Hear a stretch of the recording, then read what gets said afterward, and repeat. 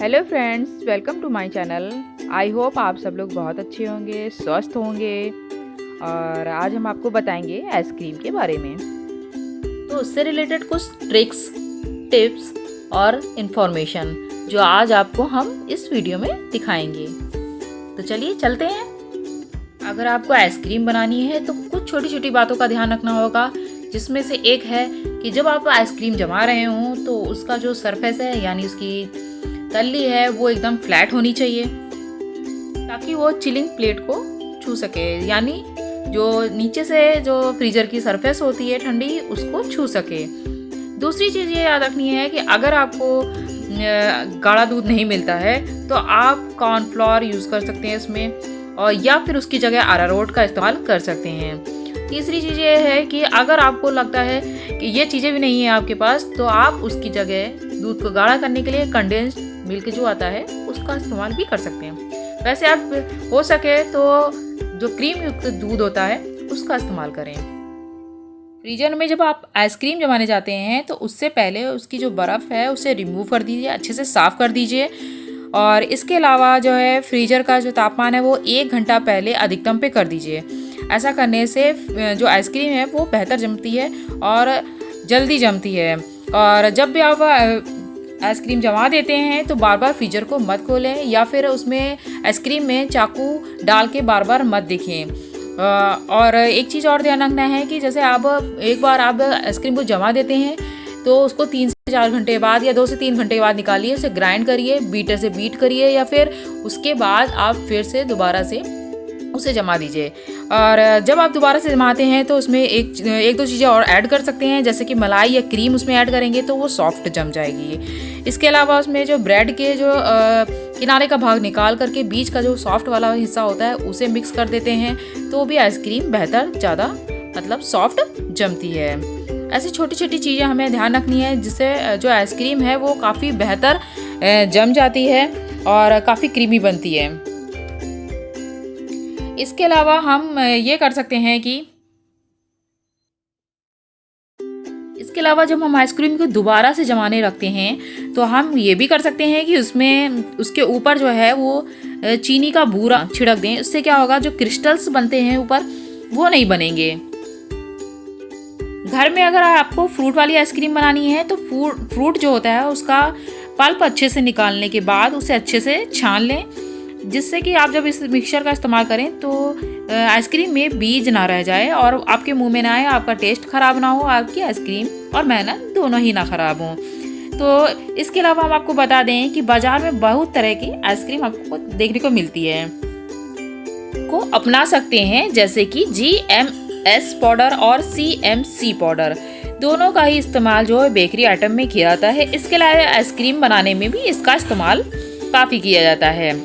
इससे आइसक्रीम जल्दी जमती है और जल्दी मेल्ट नहीं होती है और काफ़ी फ्लफ़ी और क्रीमी जमती है। ये जो पाउडर होता है, जो GMS पाउडर है, इसका जो फुल फॉर्म क्या है तो ग्लिसरॉल मोनोएस्टेरेट, और जब CMC पाउडर जो है कार्बोक्सी मेथाइल सेलुलोज। तो ये जो है जो GMS पाउडर होता है वो वाइट कलर का दानेदार होता है, जबकि CMC पाउडर जो होता है वो थोड़ा सा वाइट कलर का तो होता है बट कुछ चिकना सा होता है, कुछ मैदे जैसा होता है। दोनों का इस्तेमाल करके आप बेहतरीन आइसक्रीम जमा सकते हैं और दोनों का ही इस्तेमाल साथ में कर सकते हैं। दोनों ही नॉन टॉक्सिक होते हैं, यानी किसी भी तरह का इसमें पॉइजन नहीं होता है।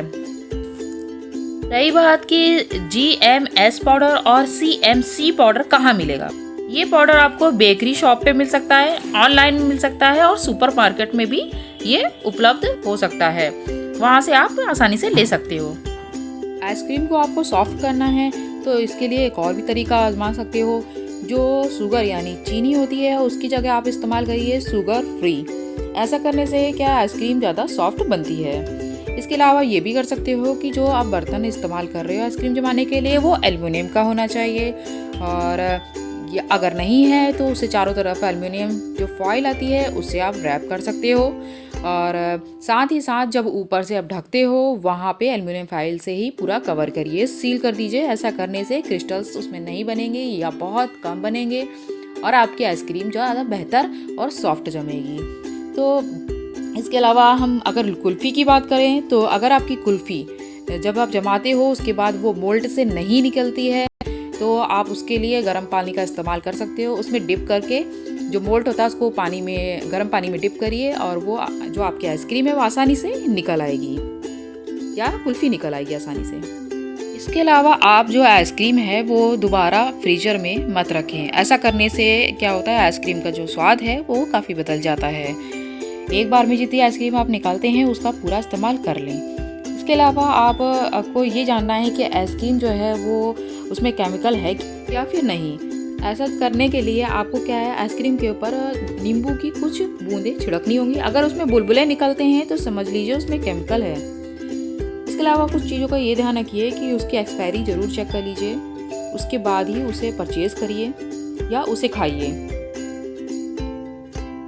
ब्रांडेड आइसक्रीम ही हमेशा लीजिए, कोई भी अनब्रांडेड चीज़ मत लीजिए, इसका भी ध्यान रखिए क्योंकि अनब्रांडेड चीज़ों पर हम भरोसा नहीं कर सकते हैं। ना तो इसमें इंग्रेडिएंट्स होते हैं, ना एक्सपायरी होती है कई बार, और कई बार वो उसमें केमिकल काफ़ी ज़्यादा होता है।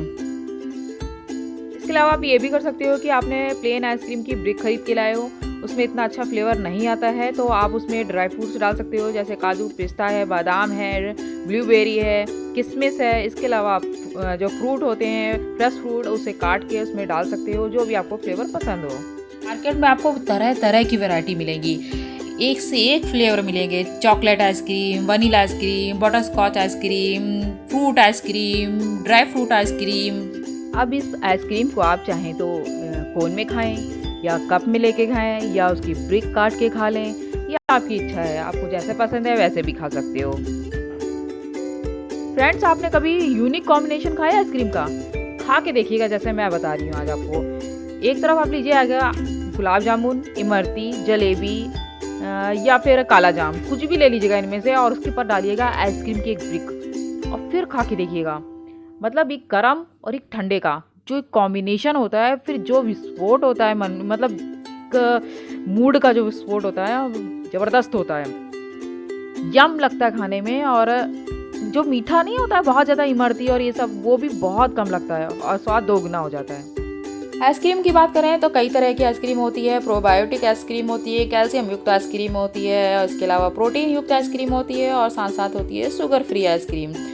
तो कई तरह की आइसक्रीम होती है और घर पे भी आप आइसक्रीम बना सकते हो। और सही मायने में बताएं आपको तो अगर सही ढंग से और कुछ टिप्स और ट्रिक्स का इस्तेमाल करें जो आज मैंने बताई आपको, तो आप आइसक्रीम बहुत ज़्यादा बेहतर बाहर वाली आइसक्रीम से जमा सकते हो और बना सकते हो।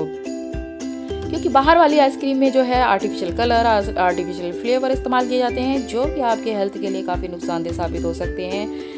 और आप नहीं चाहोगे कि आपकी हेल्थ को या आपके बच्चों की हेल्थ को किसी तरह का नुकसान हो। तो बेहतर ये होगा कि आप घर पे आइसक्रीम बनाएं। कुछ टिप्स हैं और ट्रिक्स हैं उनको फॉलो करिए और घर में आइसक्रीम बनाएं। अगर ये जानकारी आपको अच्छी लगी हो तो प्लीज़ इसे लाइक करिएगा, और पहली बार देख रहे हो तो सब्सक्राइब करना मत भूलिएगा। Thank you for watching my video.